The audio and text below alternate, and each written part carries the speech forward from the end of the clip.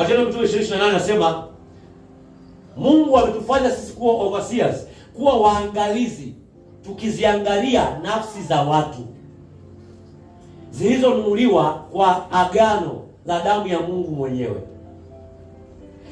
Hatupasi kusema kwamba hawa ni watu wangu. Unajua kuna watumishi wa Mungu wasema hawa ni watu, unanichukulia watu wangu. Sitaki waguse watu wangu. Watu ni wa Yesu Kristo. Aliwanunua kwa damu yake mwenyewe.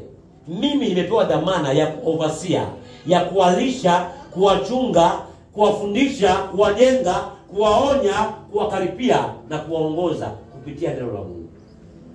Aliposema kwenye Mathayo sura ya 28 mstari wa 19 na 20, akasema nenendeni duniani mkawafanye watu wa mataifa kuwa wanafunzi wangu. Anasema mkiwafundisha habari zangu, sio habari zetu. Nikisimama madhabahuni au yoyote yule, hatupasi kumfunua mtu, hatupasi kumpa airtime mwanadamu. Hatupasi kufunua na kuvipa airtime vitu. Ndimu, udongo, mchanga, chumvi, mafuta, maji, vitambaa, bangili. Tunapaswa kumpa airtime Yesu Kristo. Katika yeye ndio kuna nguvu ya ukombozi. Ameandika Mtume Paulo kwa kanisa la Warumi, Warumi sura ya 1 mstari wa 16 andika. Anasema injili ni uweza uletao wokovu kwa yule aaminiye. Injili maana yake nini? Injili ni kile ambacho Kristo Yesu alichokifanya, ni kazi ya msalaba. Unapozungumzia kazi ya ufalme wa Mungu, ndio injili yenyewe. Kwamba katika mauti ya Yesu Kristo, katika kufufuka kwa Yesu Kristo, tuna ukombozi, tuna utukufu, tuna nguvu, tuna uweza, tuna tumaini jipya la umilele.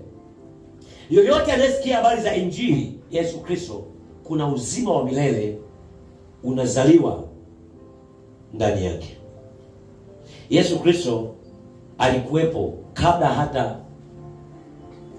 hajaja katika mwili.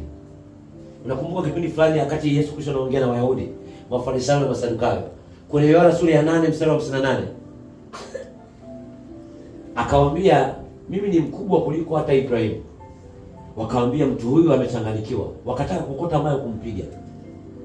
Wewe hata unafikisha miaka 50 unasema ni mkubwa kuliko baba yetu Ibrahimu.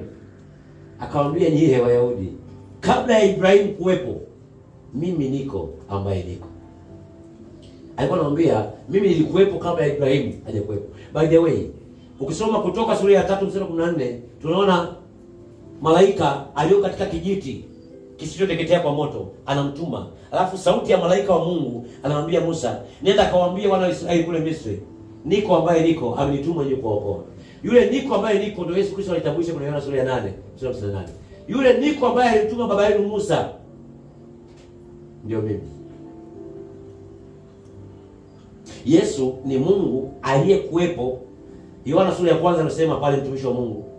Yohana sura ya 1 mstari wa 1 hadi wa 3.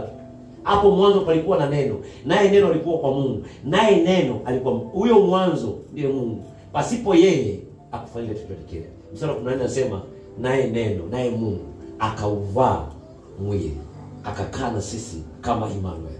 Ni Mungu pamoja nasi. Bwana Yesu asifiwe.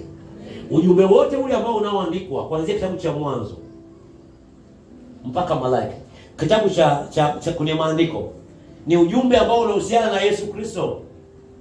Wakati fulani Yesu Kristo baada ya kufufuka, unajua alikaa siku kadha wa kadha baada ya kufufuka. Yule malaika wa Mungu akamtokea kina Maria Magdalena, akawaambia mitume walikuwa wamelala wa kiume na koroma kule tu. Mpaka mitume wa kike kina Maria Magdalena wakaenda wakapasha habari Masihi, Bwana ameshafufuka tayari. Yesu wakati anawatokea watu huku na huku, siku moja akiwa anatembea njiani Yesu Kristo, akiwa na ule mwili wa utukufu, ule mwili ambao anaweza kujificha usionekane, ule mwili ambao uzuiliki, akamkuta majamaa wawili wanatoka Yerusalemu wanaelekea Emau. Jamaa mmoja anaitwa Kleopa na mwenzake wanadiskasi kwenye Luka sura ya 24 mstari wa 13 mpaka 27. Wanadiskasi sema jamaa amefufuka bwana, jamaa mwamba. Malaika sasa mtokea Magdalena. Yule Magdalena mjui bwana, yule alitoka na pepo 7. Na yule anaombewa, yule alikuwa kahaba akaombewa akasamehewa na Yesu. wamepeleka habari, hayupo tena kaburini, amefufuka Bwana. Kleopa na mwenzake wanaenda Emau. Biblia inasema Yesu akatokea katikati yao, akajichanganya, alafu akawafunga ufahamu wao wasimuelewe wao nani. Alipowasikiliza akaelewa kwamba waelewe maandiko. Biblia inasema kuanzia mstari wa 25 ile Luka sura ya 24.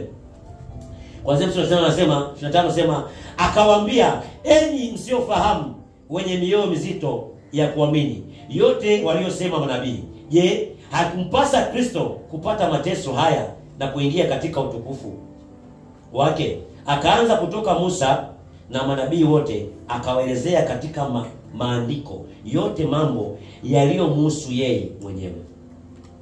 Alianza katika Musa. Musa ameandika vitabu vingapi? Vitabu. Kuanzia kitabu cha Mwanzo, si ndio? Akaanza kuanzia Musa, vitabu aliandika Musa. Akafungua na vitabu vya manabii wote.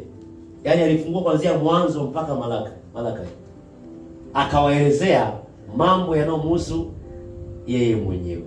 Kwa lugha rahisi hapo anamwambia hivi, yote walioandika manabii kuanzia Musa waliandika habari zangu mimi.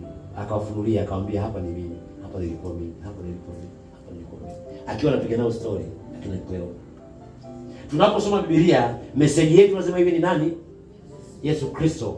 Tukisoma Biblia hata tukirudia mara 7 kwa mwaka, miaka 20, pasipo kumuona Kristo katikati ya mistari, tutakuwa tunasoma gazeti.